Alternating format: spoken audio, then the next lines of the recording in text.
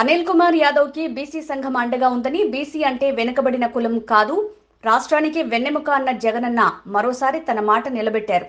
BC నేత అయిన మన అనిల్ కుమార్ యాదవ్ కు ఎంపీ టికెట్ ప్రకటించడం ద్వారా 2024 ఎన్నికల్లో నరసరావుపేట సీటులో వైసీపీ విజయం సాధించడం ఖాయమని మంత్రి అంబటి రాంబాబు పేర్కొన్నారు. ఎవరికి అన్యాయం చేయలేదు కూడా ఈ సందర్భంగా నేను చెప్తున్నా. సమయం వచ్చినప్పుడు చేస్తాను. పార్టీని మనం నడపడం లేదు. పార్టీని జగన్మోహన్ రెడ్డి గారు అధిష్టాన వర్గం నడుపుతా ఉంది. నేను నడుపుతున్నాను, ఆయన నడుపుతున్నాడా? ధర్మం కాదని కూడా ఈ సందర్భంగా మనం చేస్తున్నాను. పార్టీ ఐక్యంగా ఉంటుంది.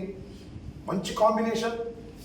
మీరు చూడండి, మొత్తం 7 నియోజకవర్గాల్లో no BC, all are OCs. Anil Yadav with BC combination, wonderful combination. ఈ కాంబినేషన్ అద్భుతమైన, నేను అనుకుంటా మన మొత్తం 25 పార్లమెంటరీ నియోజకవర్గం ఉన్నాయి కదా. మన గోలేడు తెలుసా?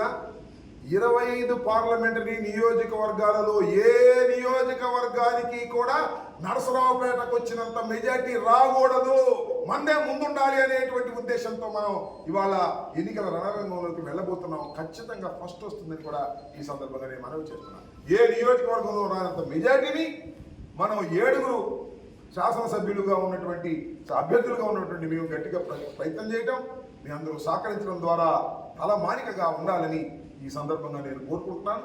అదే పద్ధతుల్లో నియోజకవర్గంలో ఉన్నటువంటి ప్రజానీకం, కార్యకర్తలు గట్టిగా పనిచేయాలని కూడా ఈ సందర్భంగా నేను కోరుకుంటున్నాను.